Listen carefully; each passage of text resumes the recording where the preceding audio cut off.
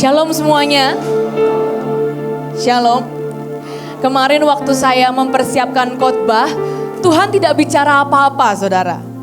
Tetapi waktu saya merenungkan sepanjang hari, sejak saya diberitahu bahwa saya akan sharing Senin pagi ini di doa pagi. Saya berdoa dan Tuhan, apa yang ingin kau sampaikan? Tapi hanya satu hal yang Tuhan itu ingatkan dalam hidup saya. Ini agak sedikit lucu. Jadi Tuhan tuh mengingatkan gini, hari itu ada Bevis, saudara. Saya ngefans banget sama Bevis. Ada Bevis. Dan Bevis hari itu tiba-tiba dia maju ke depan, ingin menyampaikan firman Tuhan. Dan tiba-tiba Bevis berkata gini, hari ini saya mengkhotbahkan yang adik saya sudah siapkan, katanya gitu.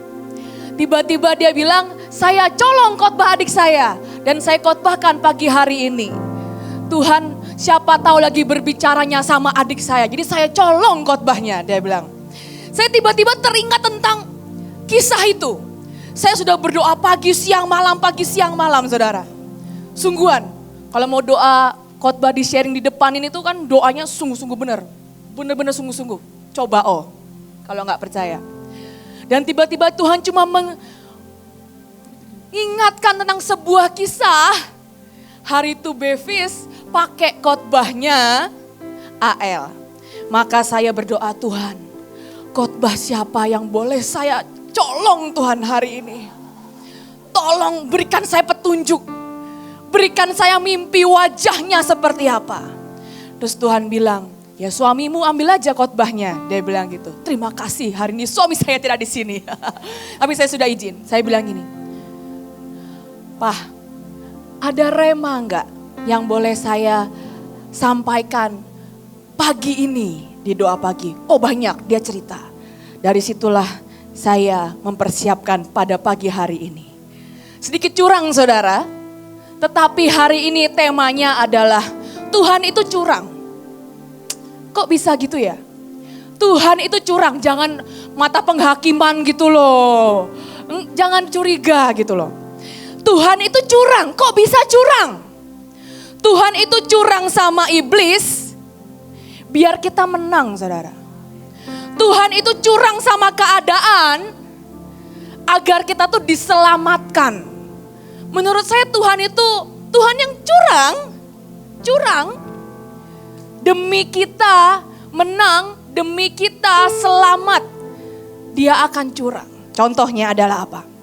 Hari itu harusnya Yonatan mati karena dia mencelupkan tangannya ke madu waktu seluruh bangsa Israel disuruh puasa. Tapi Tuhan tuh curang. Ada hukum baru yang muncul, seluruh rakyat membela, tiba-tiba Yonatan tidak jadi dihukum mati, saudara. Yang kedua adalah hari itu ada sebuah tuntutan yang begitu berat, ada hakim yang lalim, tapi ternyata dan Tuhan punya hukum yang lain yang akhirnya bisa membebaskan dari sebuah tuntutan. Saya punya cerita. Berapa minggu yang lalu, kalau saudara tahu kita mengadakan KKR Waria saudara. KKR Waria ini sungguh terngiang-ngiang dan cukup membekas dalam hidup saya. Kenapa? Tampilannya sangat cantik saudara. Cuantik banget, jenjang. Saya sampai malu kok kayaknya. Dia pakai high heels tuh lebih perempuan dibanding saya pakai high heels. Bajunya juga necis. Roknya mantap belahannya. Mulus saudara, mulus. Tak bercacat tuh, mulus. Cuma kalau lagi lari aja saya takut saudara. Saya takut beneran. Ganti rembes uang angkot. Wah larinya ngeri banget saudara pokoknya. Percayalah. Kekuatannya itu 2 kalinya wanita itu. Apa itu ya? Kencang banget lah. Tapi ternyata hari itu di luar ada KKR Waria. Kami ini mengadakan Zoom online untuk guru-guru sekolah di Bekasi. Untuk murid-murid sekolah di Bekasi. Sampai suatu hari dia dengerin terus ada satu guru yang mendengarkan terus Zoom kita. Jadi setiap minggu, setiap hari Jumat kita tuh isi Zoom online. Buat sekolah-sekolah di luar, isi terus setiap minggu. Tiba-tiba satu guru penasaran. Ini pengajaran yang diajarkan oleh kelompok dan komunitas ini unik. Saya dengar-dengar isu katanya. Isunya apa? Katanya ada kebaktian katanya. Pokoknya aku pengen tahu. Niatnya jahat saudara. Sungguhan. Niatnya jahat dan dengar ada kebaktian. Ini harusnya gak boleh nih. Berbahaya ini gak bisa. Niatnya jahat. Dia tanya ke temennya. Jam berapa? Di mana? Hari apa? Saya juga gak tahu kenapa temannya mengarahkan dia ke KKR Waria, saudara. Saya nggak tahu kenapa, sungguhan. Jadi hari itu ada guru sekolah dari luar bersama teman-temannya punya niat yang tidak baik, saudara. Nggak menyamar juga, dia nggak tahu hari itu KKR Waria. Dia datang dengan menggebu-gebu, dengan amarah, naik lift, ting. Mana nih katanya? Ini alirannya luar biasa, langsung ke surga nih alirannya tuh soalnya. Tiba-tiba dia datang shock saudara. Percayalah shock. Shock berat. Seluruh ruangan isinya apa? Waria. Apa yang mau dia foto saudara? Sungguhan. Digebukin masa iya itu dia sama Waria. Wah jangan banyak berantem Waria. Sungguhan. Jangan salah sebut juga. Bahaya. Jangan salah sebut, sungguhan, jangan dicoba. Dan hari itu tiba-tiba dia sampai ke ruangan, dia lihat seluruh ruangan isinya Waria. Dia duduk paling belakang, terlambat.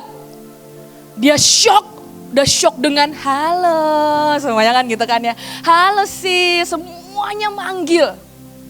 Dia shock banget, mulailah penyembahan.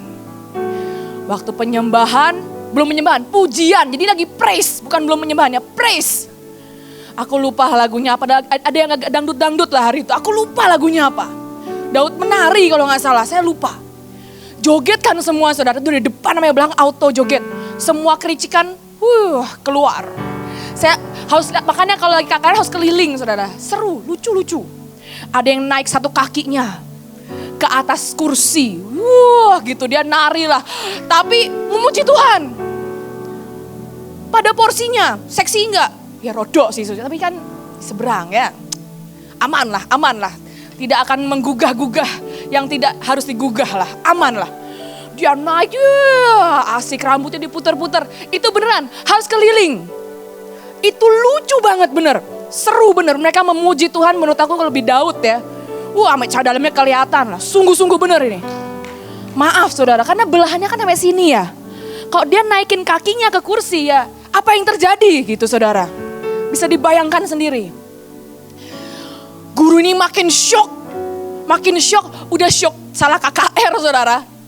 Akhirnya dia shock, tapi dia gak bisa pungkiri, dia bilang gini. Ini Waria menyembah Tuhan, lagi praise. Ada Waria yang nangis di belakang, saya tuh lihat keliling. Nangis ya sembari, memuji Tuhan. Dia lihat semua Waria joget. Dan tiba-tiba dia gak bisa pungkiri dan dia nangis. Dia bilang gini, ternyata saya tuh salah ya selama ini menjagai anak saya gak boleh kebaktian. Tiba-tiba dia sedih, dia tiba-tiba nangis. Dan dia bilang, dijamah karena ngeliat Waria nari saudara. Puji Tuhan kita mungkin gak perlu begitu kali ya, biar orang terjamah. Kita perlu nari dengan sepenuh hati. Dia terjamah ngeliat Waria nari, joget, angkat kaki ke atas kursi saudara. Dan mulai hari itu dia pulang nyamperin saya gak kenal juga. Ibu Kesha ini yang buat Zoom itu ya. Saya pikir siapa ya, kok ada di tengah-tengah Waria kok ada yang normal. Saya bingung nih, mungkin ini PIC. Saya masih berpikir nih PIC, orang ini kakak Waria kok ini tekondi gitu. Ini dari mana orang ini? Dan dia bilang, pokoknya saya akan absenin semua satu sekolah, harus ikut Zoom. Kalau perlu, kita juga buat acara kayak gini Bu, sama Waria juga boleh lah Bu katanya. Luar biasa nih memang ibunya. Nanti anaknya shock, gak apa-apa biar shock mereka. Waria aja mau menyembah Tuhan, Waria aja mau nari sampai, harus lihat narinya lah, percayalah. Saya gak bisa peragakan dan deskripsikan dengan baik. Tapi kalau hari ini saudara di sana malu, bener sungguh malu. Naik kursi, joget, asik gitu, seru banget lah. nyembah Tuhan, nangis, tersungkur. Itu dia udah gak malu lah. Dan hari tiba-tiba menurut saya Tuhan curang. Harusnya dia rencananya jahat saudara. Pengen ya tahulah kira-kira kalau jahat tuh gimana ya. Tapi kok bisa tiba-tiba dia melihat saudara-saudara kita yang saya cintai. Itu membuat tiba-tiba Tuhan bilang, enggak, ceritanya enggak mau gitu, saya akan ganti ceritanya. Sekali lagi, Tuhan kelihatannya curang buat musuh-musuh kita. Tapi dia sangat adil buat hidup kita. Mungkin kelihatannya Tuhan curang buat semua yang berencana jahat sama kita. Tapi Tuhan sengaja curang untuk menolong kita. Saya akan bacakan Ulangan 23 ayat yang ketiga. Tentang Rut saudara. Ulangan 23 ayat yang ketiga. Ayatnya seperti ini. Seorang Amon dan seorang Moab janganlah masuk ke jemaah Tuhan. Bahkan keturunannya yang ke-10 pun tidak boleh masuk jemaah Tuhan sampai selama-lamanya. Jadi sebenarnya ada sebuah hukum yang menceritakan bahwa keturunan Amon atau keturunan Moab tidak boleh masuk jemaah Tuhan. Ada hukumnya, ada rulesnya. Tapi sekali lagi Tuhan kita curang. Di Rut 1 ayat yang ke-16. Mari kita sama-sama baca. Hari itu kita tahu semua ceritanya. Rut disuruh pulang ke rumahnya saja. Dan tiba-tiba Rut berkata satu patah kata yang menghancurkan, yang membalikkan keadaan, yang membuat Tuhan bisa berlaku sedikit curang dalam hidupnya. Rut 1 ayat 16, tetapi kata Rut, jangan desak aku meninggalkan engkau dan pulang dengan tidak mengikuti engkau. Sebab kemana engkau pergi, ke situ jugalah aku pergi. Dan di mana engkau bermalam, di situ jugalah aku bermalam. Bangsamulah bangsaku dan Allahmulah Allahku. Tiba-tiba hari turut berkata, oke, memang keturunanku tidak bisa, tetapi izinkan aku untuk ada bersama-sama denganmu. Dengan satu perkataan ini, tiba-tiba Tuhan sedikit berlaku curang akan hidup Rut. Dengan satu statement ini, tiba-tiba hidupnya dirubahkan, saudara. Saya mau cerita sedikit waktu saya pertama kali masuk Mahanaim. Saya ini waktu SD tidak terlalu kaya, bukan tidak terlalu kaya, miskin semiskin-miskinnya. Yang saya ingat mama saya curang, ada Bu Grace di sini. Hari itu kita nggak bisa makan, nggak ada beras. Mama saya nyuruh saya mencetin beras. Jadi kalau zaman dulu itu ada kayak kontainer dipencet, nggak kelihatan kosmos, apalah itu ya. Dipencet keluar berasnya. Jadi nggak kelihatan dalamnya apa isinya. Mama saya curang hari itu, saya inget banget. Kesha, kamu berdoa sama Tuhan, imannya numpang saudara. Nitip imannya. Kamu berdoa sama Tuhan, kamu pencet. Bilang Tuhan Kesha lapar, kan kasihan ya mungkin ya. Tuhan dengar kasihan banget di sini anak lapar minta beras. Dan setiap dipencet keluar berasnya. Padahal ternyata dalamnya gak ada isinya saudara.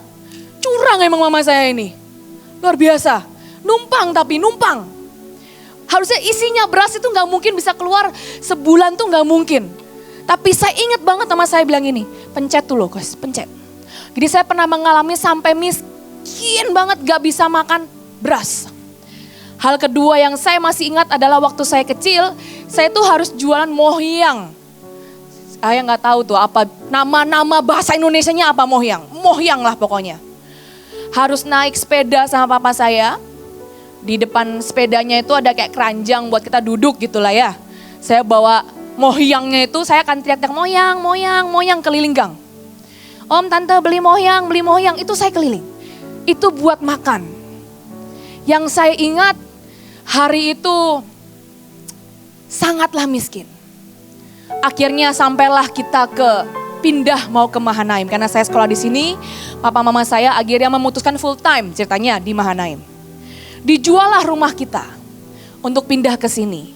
Dan di sini kita nggak punya rumah, tidak punya rumah saudara. Tidak punya rumah, saya tuh pindah rumah berapa kali ya Mah ya? 1, 2, 3, 4, kayak pindah terus. Jadi semua Kemang tuh saya udah menjelajahi saudara. Kemang 1, 2, 3 lengkap saya, keliling terus. kontrak terus pindah. Jadi kalau pindahan tuh sampai di rumah itu baju gak keluarin dari koper. Jadi kalau pindahan lemari-lemarinya kita angkat. Jadi biar gak repot. Semua dari kontainer demi kontainer. Tapi yang saya ingat tiba-tiba ada suatu masa, ada sebuah hari. Hari itu saya tahu bahwa Tuhan berkata bahwa jodoh saya itu anaknya Bu Iin, saudara. Yang kedua bukan yang pertama, diperjelas.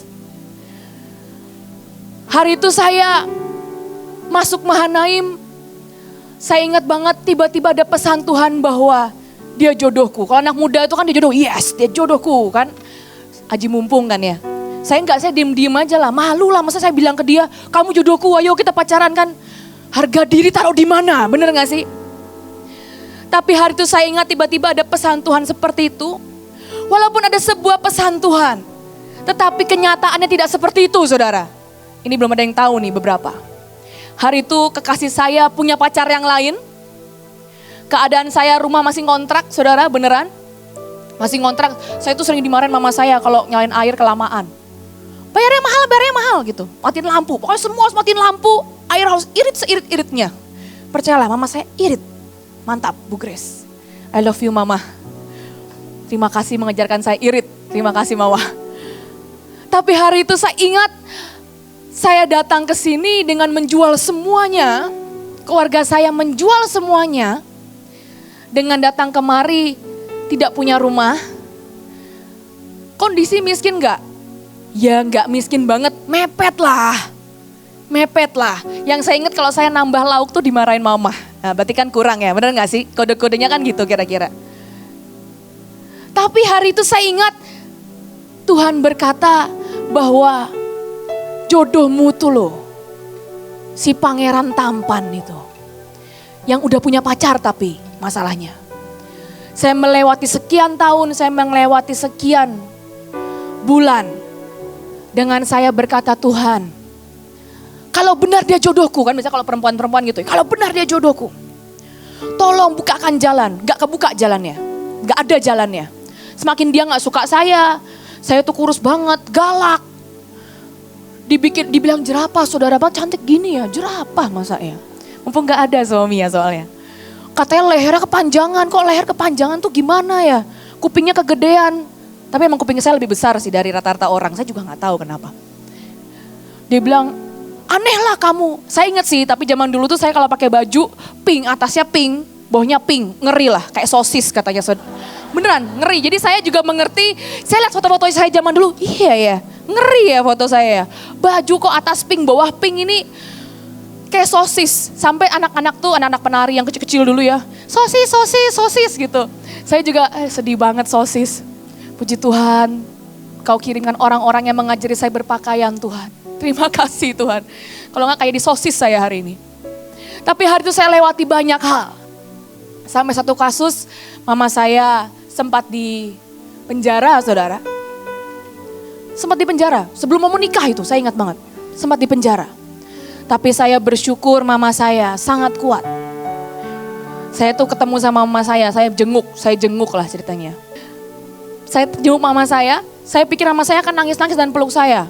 Kan bayangannya gitu ya, wah ini tidak adil, semua ini jahat gitu. Saya pikir mama saya akan nangis. Mama saya datang peluk saya dan ngusir saya. Dia bilang gini, kamu ngapain kesini? Bukannya pelayanan, diusir saya. Saya bingung banget ini sama mama yang ini. Unik banget. Saya datang, saya pikir gini ya, oh nangis-nangisan nih, peluk-pelukan ya, atau enggak dia curhat lama gitu saya pikir. Enggak. Dia peluk saya, dia usir saya, dia suruh saya kembali pelayanan. Ngapain kamu kesini?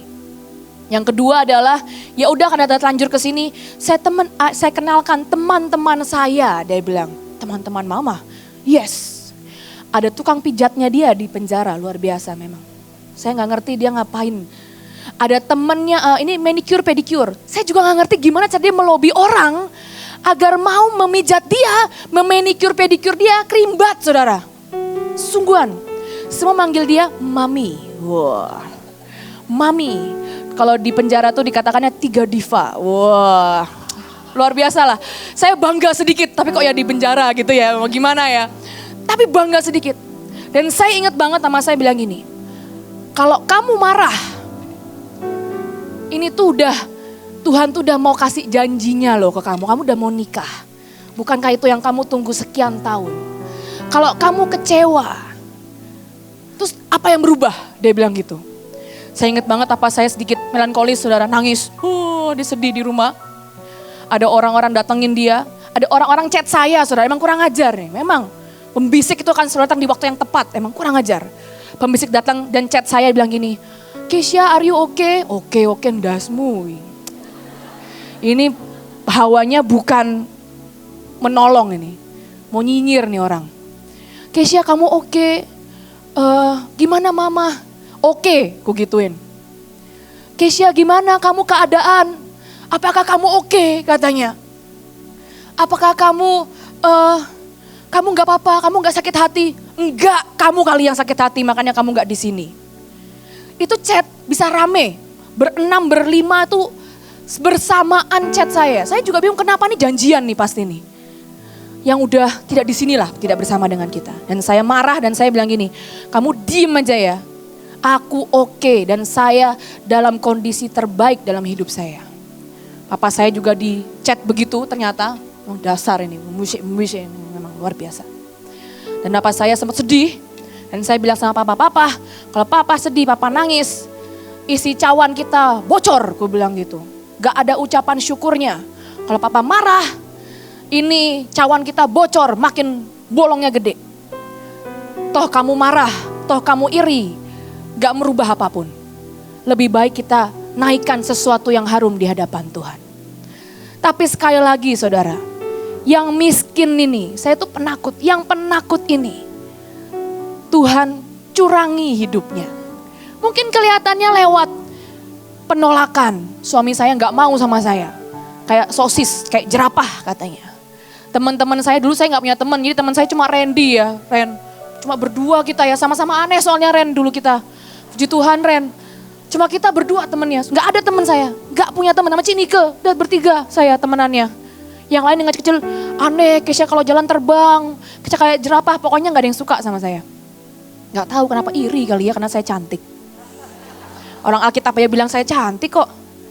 Yang salah tuh siapa nih, masa baca nih, Ayub baca. Tapi sekali lagi Tuhan mengubah semuanya. Setelah peristiwa itu saya melihat dengan sangat ajaib. Mama saya itu dapat rumah saudara.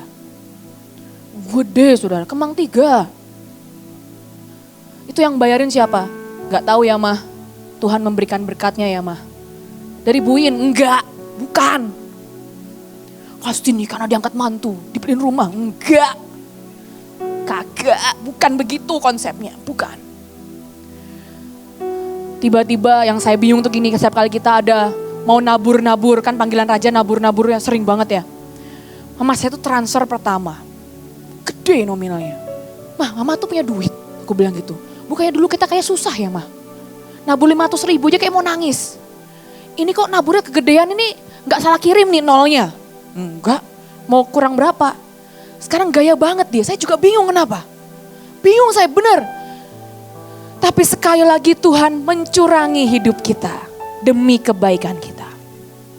Hukumnya mungkin keluarga saya tuh kakeknya tuh sesembahan saudara. Ketua kelenteng, apa nasib hidup saya ini ke depan? Minum air-airan segala macam. Miskin banget. Percayalah saya tuh gak ada garis kaya tuh gak ada dalam hidup saya. Gak ada garis kaya. Dari papa itu penjudi saudara. Main dingdong gitu loh kayak zaman dulu. Saya ingat saya diajarin dulu main dingdong, gak ngerti masih kecil. Ini tarik gini, hitungnya gini gitu. Mama saya juga jago tuh ternyata. Diam-diam gitu jago dia, hati-hati. Hati-hati.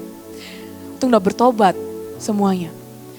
Tapi saya tuh gak punya garis apapun dalam kekayaan, dalam kerajaan tuh gak ada. Saya rakyat jelata banget. Saya pemarah, setiap kali saya marah saya akan lempar kasur ke depan rumah saudara. Marah kok lempar kasur ke depan rumah. Kayak gak ada cara marah yang lebih keren gak sih? Setiap kali saya marah saya akan buat satu kelas gak bisa belajar, kacau. Ketahuan deh, ya maaf Niel, putuskan semua kutuk. Tuhan tolong. Tapi saya gak punya garis apapun dalam kerajaan. Tetapi Tuhan mencurangi dengan memberikan sedikit proses yang sangat murah dalam hidup kita. Kita gak harus bayar dengan nyawa, saudara. Hari itu saya gak harus bayar dengan nyawa. Saya cuma bayar dengan orang gak suka saya. Saya cuma bayar dengan, ya sakit-sakit dikit lah dikatain orang. Ya murah kan? Murah gak sih? Murah. Mama saya cuma numpang kuliah di penjara, saudara. Ceritanya seru kan? Ini kalau ke surga ketemu yang lain, kamu tahu? Aku pernah masuk penjara. Keren, keren banget. Saya sih bangga banget ya. Mama saya nih pernah masuk penjara karena Injil. Wah, keren banget lah. Coba mamamu pernah nggak? Nggak pernah kan? Mama saya, Bu Grace. Tapi seringkali Tuhan tuh curang demi kita dapat yang terbaik. Kelihatannya curang, kelihatannya. Tapi ujungnya itu membawa kebaikan dalam hidup saya. Akhirnya saya ingat ya, mama saya tuh punya mobil, punya rumah. Setiap kali nabur uangnya besar, saudara saya juga gak tahu. TV di rumah tuh gede banget, saya juga bingung kenapa. Dari mana nih mama beli TV? Boros, ku bilang. Enggak, ada yang kasih bekas, dibenerin sama papa. Oh, kursi pijit aja punya mama saya, bisa bayangin gak sih? Beli, enggak, dikasih orang. Siapa yang ngasih? Entahlah. Saya juga bingung. Iya nih kursi pijat bekas, dibenerin sama papa. Nyala deh ternyata. Dicoba orang-orang benerin gak nyala, dibenerin sama papa nyala. Pijetlah kita di rumah. Punya kolam ikan saudara di rumah. Piano, bayangin gak sih? Rumah siapa yang punya piano? Dulu tuh boro-boro piano. Punya satu keyboardnya ditabur saudara. Keyboard yang teng gitu kayak buat anak kecil main lah. Itu aja ditabur. Tapi Tuhan sungguh-sungguh mengubahkan hidup seseorang dari yang jelata, dari yang miskin banget. Keturunan penjudi saudara. Penjudi, kakek saya itu penjudi, sungguhan punya judi dia. Luar biasa. Keturunan preman, oma saya ini, oma Yusnita nih di mana dia? Ada di bawah atau di belakang nih. Dia nih gitu-gitu preman komplek dia itu. Wah, hati-hati sama oma Yus ini. Preman komplek. Kerjaannya montir motor. Saya waktu kecil pelajaran yang lain kan memasak gitu ya. Memasak, lipat baju enggak, benerin motor, saya inget banget. Ayo Kesha belajar benerin apa tuh yang rantai-rantai itu saya juga gak ngerti lah. Benerin ban, benerin itu. Pelajaran saya waktu kecil saya diajarin benerin motor saudara sama oma saya. Gak ada garis kekayaan, gak ada garis kerennya. Bangsawan boro-boro orang marah aja gak elegan lempar kasur keluar rumah itu apa? Mana ada bangsawan-bangsawannya. Tetapi Tuhan curangi hidup saya agar saya akhirnya bisa masuk dalam sebuah keluarga kerajaan. Masuk dalam sebuah keluarga yang tidak hanya kerajaan loh, bukan hanya soal kekayaan. Tetapi ini kaya jasmani, rohani dan juga di roh. Kurang apa? Irilah dengan saya, mantap. Saya akan lanjutkan. Kejadian 18 ayat 20 sampai 32. Kejadian 18 ayat 20 sampai 32.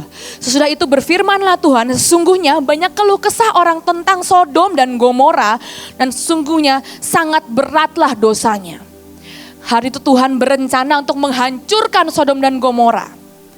Tetapi di ayat yang ke-32 tiba-tiba ada Abraham datang dan berkata begini. Janganlah kiranya Tuhan murka kalau aku berkata lagi sekali ini saja, sekiranya 10 didapati di sana, firman Tuhan berkata, Tuhan tidak akan memusnahkan karena yang 10 itu gak adil saudara, curang. Kenapa curang? Hari itu dan Niniwe, satu bangsa. Kenapa satu bangsa itu harus diselamatkan dengan seluruh bangsa? Tidak hanya manusia, hewan dan bayi, semial tuh suruh puasa, semua puasa. Bisa bayangin gak? Kok kayaknya curang ini? Ada kecurangan yang terjadi di sini. Sodom dan Gomora itu juga satu tempat. Satu kota saudara. Tetapi Tuhan cuma minta berapa? 10. 10 udah gak ada. Maafkan Tuhan. Tapi hari itu ada satu bangsa Niniwe yang Tuhan harus sampai satu bangsa bertobat. Nangis. Kembali kepada Tuhan. Yunusnya harus ketelan ikan dulu. bayi, hewan, semuanya harus apa? Puasa. Tapi kenapa tiba-tiba Tuhan curang dengan 10 orang? Cuma 10 orang. Tuhan bisa sekali lagi yang namanya menyelamatkan satu bangsa. Menurut saya 10 orang itu kita, saudara. Mungkin kalau dari bangsa Indonesia, mungkin kita gak 10%-nya lah. Tapi Tuhan tuh curang loh seringkali sama kita. Kita cuma dalam nama Tuhan Yesus. Kami mau ikat semuanya, keikat beneran. Kita tahan hujan cuma angkat tangan. Kadang gak ada iman, imannya cuma seupil, saudara. Tapi hujannya berhenti. Kadang kita berdoa, Tuhan kami mau jarah berkat Tuhan, tolong Tuhan, tolong Tuhan. Ada yang ngasih. Tuhan lapar Tuhan, ada yang beliin. Seringkali Tuhan tuh curang. Jadi apa yang kita sudah dapatkan, yang kita mungkin bayar sangat sedikit itu loh. Itu udah dicurangin sama Tuhan istilahnya. Harusnya kita bayar lebih banyak loh. Niniwe itu satu bangsa harus bertobat. Ini cuma Tuhan minta setiap kali kita Senin lagi sidang ilahi lah istilahnya ya. Lagi berdoa buat Indonesia. Sungguh-sungguh aja. Dari hatimu naikkan. Tuhan anggaplah aku ini 10 orang ini loh Tuhan. Gak usah sampai Niniwe semua bangsa harus bertobat. Hewan juga bertobat. Hamsternya juga bertobat. Semial-mial harus puasa. 10 orang ini loh. Perhitungkan nih loh kami loh. Ini kan lebih dari 10 gak sih? Lebih lah. Puji Tuhan ada 10 orang di sini setidaknya.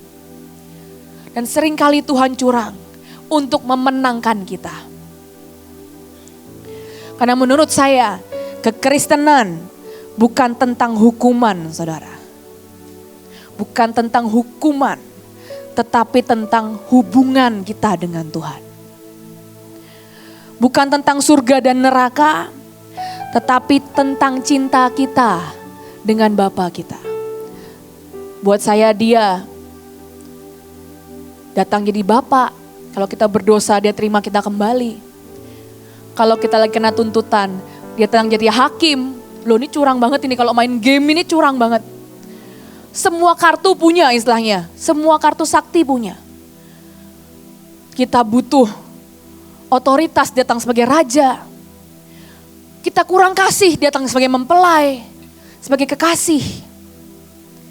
Menurut saya Tuhan tuh sangat curang dengan musuh-musuh kita.